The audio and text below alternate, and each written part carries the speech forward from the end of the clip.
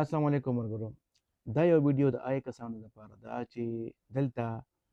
سټډي ویزا باندې راغلي دي او ایجوکیشن چې دوی هغه دلته حاصلوي. یونیورسټیز کې سبقونه وایي، په کالجز کې سبقونه وایي، په سکولز کې چې دوی هغوی ایډمیشنز اخیستي دي او په فارن کوټه باندې یې اخیستي دي، یا چې دوی راغلي دي په ویزې باندې او دلته چې دوی خپل سټډي شروع کړې ده او هغوی ته ویزا ایکسټنشن نه میلاویږي. نو ډېرو خلکو ما سره کانټیکټ وکړ او ما ته دا وایي چې یاره موږ به څه کوو، موږ خو درخواست چې یو کال پیله کړی دی او اوس چې اوس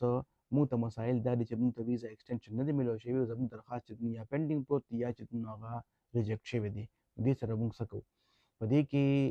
ډېرې ښکلې فیصلې راغلي دي او یو سټوډنټ چې هغه فرض کا نیم سبق دلته ووی، فرض کا دا 8 سیمسټرز دي، نو چې فرض کا 4-5 سیمسټر هم دلته ویلي وي، یو سیمسټر هم دلته ویلي وي، نو که فرض کا ایډمیشن ولا پاکستان ورکړی دی، نو مطلب دا دی چې د هغه حق جوړېږي چې هغه دلته پاتې شي او دلته چې خپل ایجوکیشن پوره کړي. نو دغه آرډرز هم تاسو چیلنج کولی شئ په های کورټ کې او ورسره که فرض که ستاسو درخواست د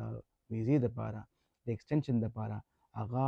چې ایکسپټ شوی نه دی یا چې کنسیډر شوی نه دی او هغه چې هغې باندې عمل درآمد نه دی شوی، تاسو ته ویزه نه ده میلاو شوې، نو تاسو باقاعده چې هغې کې عدالت چې هغې سره رجوع کولی شئ او تاسو خپل ایکسټنشن هم اخیستی شئ او د عدالت نه سټې هم اخیستی شئ چې ما تګ راتګ زما همدرف چې هغه یونیورسټۍ ته کالج ته نه شي کېدی او په لاره باندې زه یېرېږم چې یاره لکه اوس په پولیس ګیر کړي یا به بیا چې پیسې غواړي په لکونو روپۍ باندې 50-50 زره روپۍ چې خلکو نه واخلي او بیا چې پرېږدي. نو